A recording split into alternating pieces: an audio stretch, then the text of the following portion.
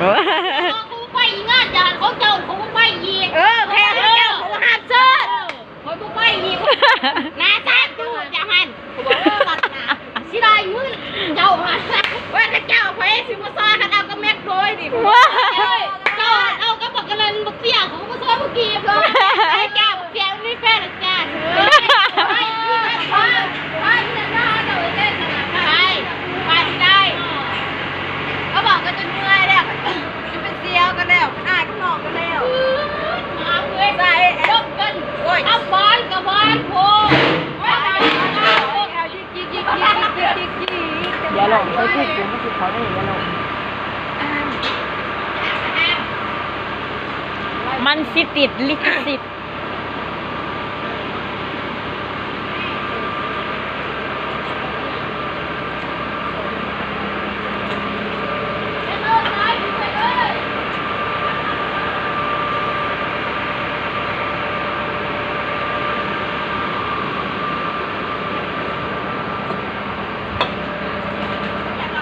อย่ามึงเข้าร้ายแท้เขาอยู่เด้อ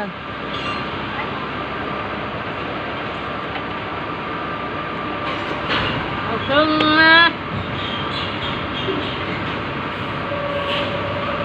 มาเบื่อหันดิยังหานะโอ้ยนี่เก้าครึ่งนี่มันเป็นไม้กูเบื่อย่างอยู่ค่ะโอ้เป็นบ้าเขาบอกเบื่อจะสิกับว่าจ้าทุกวันมันยากนะก็ว่ามันยาก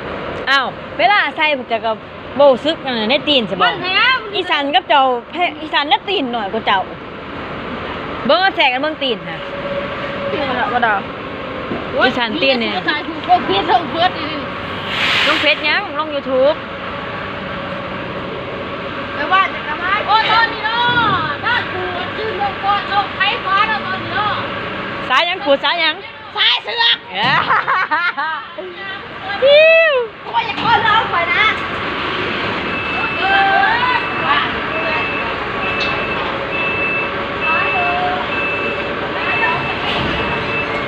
งับเข้าไปจ้ำๆนะกูด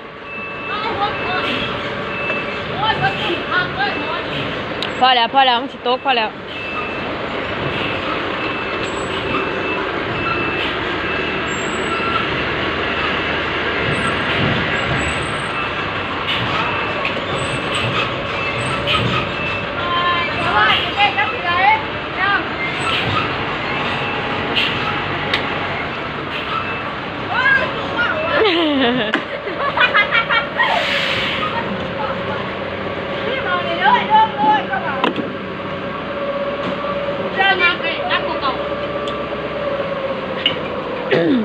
จะเคยนั่นมาเอาเลยสมบูรณ์ว่าอะไรทายเอาเลยนี่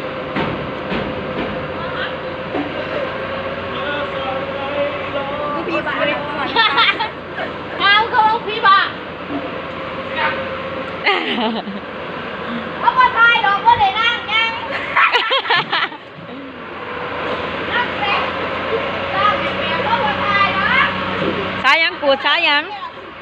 กูสายยังสายสิบ